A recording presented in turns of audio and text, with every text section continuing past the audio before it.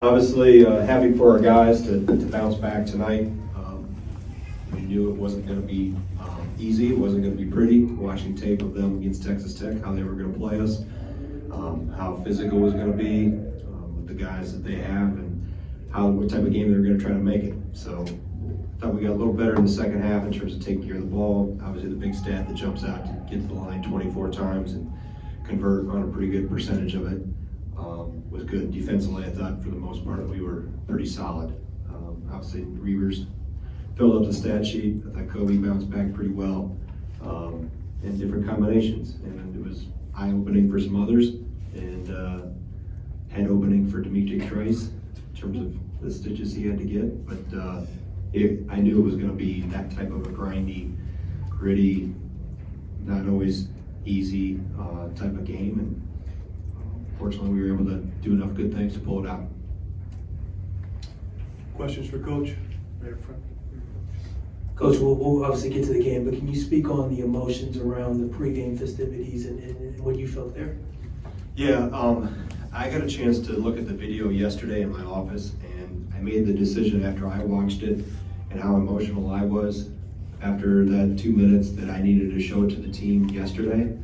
And I took the time to do that at the end of our scouting report, knowing that if tonight, right before the game, was going to be the first time they were going to see it, and then to turn around and try to tip the game and play, you're going to have a big swing of the pendulum from an emotional standpoint. And I wanted to kind of take some of that pressure off them. So we watched it yesterday together, and it was very emotional in our locker room during it and after it. But I felt obviously they did a very good job with that tonight. It was great to see Howard Sr. and Trennis here, and I thought it was a neat touch with Jarrell being our sixth starter. And the crowd did a great job of a very warm ovation at the right times, and it's great to see them. It's obviously been it's uncharted water in terms of what this group and the Moore family have been through over the last 4, 5, 6 months, or 4 months now. Because sometimes I run out of words, but I thought tonight was a nice, well-needed recognition of the Moore family, and it was good to see him. Jeff? Greg, to follow up on that a little bit, you guys have talked about how much Jarrell likes being around the team. Who came up with the idea for him to be in uniform and that, and what do you think that'll mean to him, both short-term and long-term? Well, we're just trying to help make his life as normal as possible. And we can't replace his mom, we can't replace his sister, but we can try to do a lot of other things to help the kid out.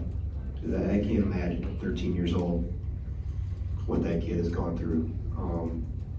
It's actually Patrick Herb's idea to make him the sixth starter. I thought that was awesome. And obviously he's part of our family, but I'm sure he's going to take that with him for the rest of his life. But like I said, he's been through a lot, more than anybody, let alone a kid, deserves to go through.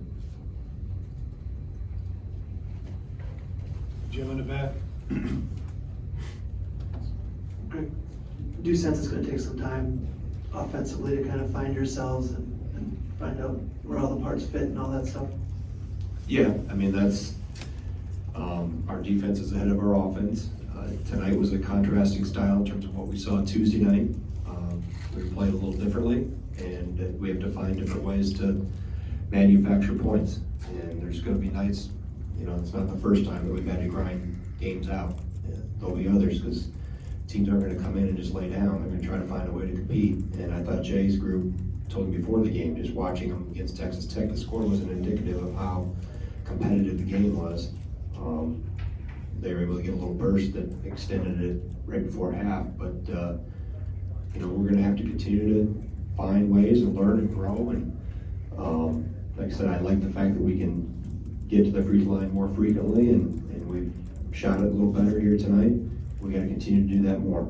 And different guys in different places, different positions, had to deal with some foul trouble, and then try to get better as the game goes on. And Wednesday will be a completely different type of preparation. Any more questions for Coach? Coach, how impressed were you with Kobe's performance today, especially compared to the first game against St. Mary's? Yeah, I thought he took what was available. You know, he attacked and he made good decisions when he attacked. You know, he started playing off 2 feet. He started using some pump fakes and things, and didn't just launch himself at times like maybe he had done the other night. So he learned. I mean, our whole theme was today before the game was get better. You know, what have we learned in the last 72 hours? How much better can we be? And it's going to be different. You're going to get played a little differently.